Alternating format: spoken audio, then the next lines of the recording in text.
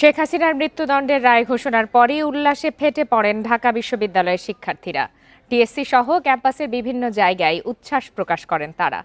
সকাল 11টা থেকে টিএসসির পায়রা চত্বরে বড় পর্দায় রায় ঘোষণার কার্যক্রম সরাসরি দেখানো হয়। আন্তর্জাতিক অপরাধ ট্রাইব্যুনাল 1-এর রায় ঘোষণার পুরোটাই দেখানোর ব্যবস্থা করে ডাকসু। সকাল থেকেই ভিড় করেন শিক্ষার্থীরা।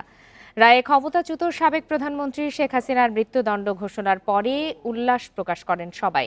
তারা বলেন, এই রায়ের মধ্য দিয়ে স্বৈরাচারী হাসিনার বিচার হওয়ায় দেশবাসী কলঙ্কমুক্ত হলো। এ সময় শেখ হাসিনাকে ভারত থেকে দেশে ফিরিয়ে এনে রায় কার্যকরের দাবি জানান তারা। ভবিষ্যতে যাতে কোনো স্বৈরাচার না জন্ম নিতে পারে, এটাই আমরা দেখলাম যে বাংলাদেশের ন্যায় বিচার এখনো অক্ষত আছে। খুনি হাসিনার আমলনামা এত বড় যে লোক আমাদের প্রায় 4 ঘন্টা লেগে গেছে শুধু ওর আমলনামা পড়তে। গণহত্যা আমরা নিজের চোখে দেখেছি, এতগুলো মানুষের মৃত্যু নিজের চোখে দেখেছি, এতগুলো শহীদ মায়েদের চোখের পানি আমরা সহ্য করেছি। তার প্রেক্ষিতে যে রায়টা আমাদের প্রত্যাশিত